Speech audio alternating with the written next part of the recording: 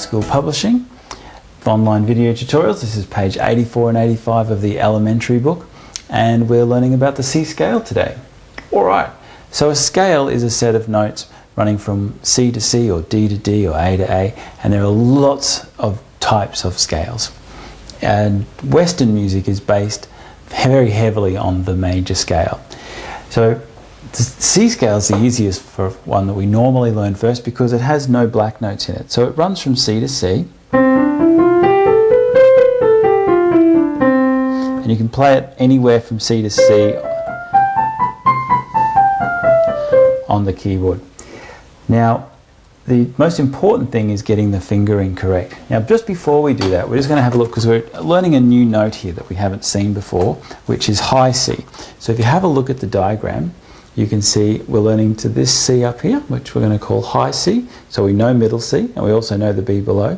And here's how high C is drawn on the music. It's written in the third space, so just above the B. So we now know from low B, which is underneath middle C, all the way through to high C. Alright, now playing those 8 notes requires that we do some special fingering in order to cope that nice and easily and evenly. So the way this works with C scale is we start off with our thumb on C, second finger E, third finger E, thumb on C, second finger D, third finger E, and then what happens is our thumb crosses underneath onto the F, and once it hits that F, all the 4 fingers move over so that we can go all the way through to C. Coming back down, all the way to the F, and then our middle finger and all our fingers cross over together, but our middle finger aiming for the E. Now the goal here is to try to make the change as smooth as possible. So we want to avoid elbow twists and so forth.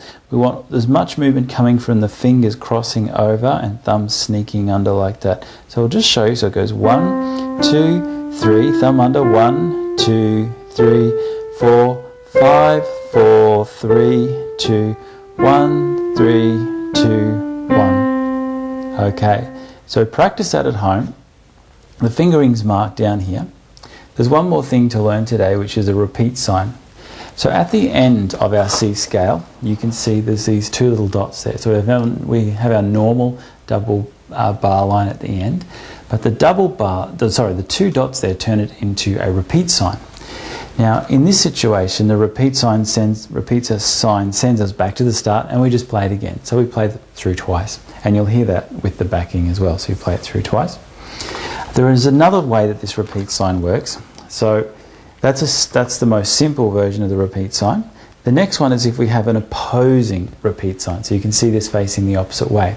What happens is we play along here till we get to the end here, and then we jump back only to the opposing repeat sign and just play that section again. Okay, so 2 versions of repeat signs. So one that goes all the way to the end and then jumps back and plays the entire section again. Or alternatively, we play through to the end, we come back to an opposing repeat sign, and then play to the end there. We're certainly going to learn more about repeat signs as we go through the course, and we'll refresh your memory when we get to that. Okay, so off you go and practice some C major scale.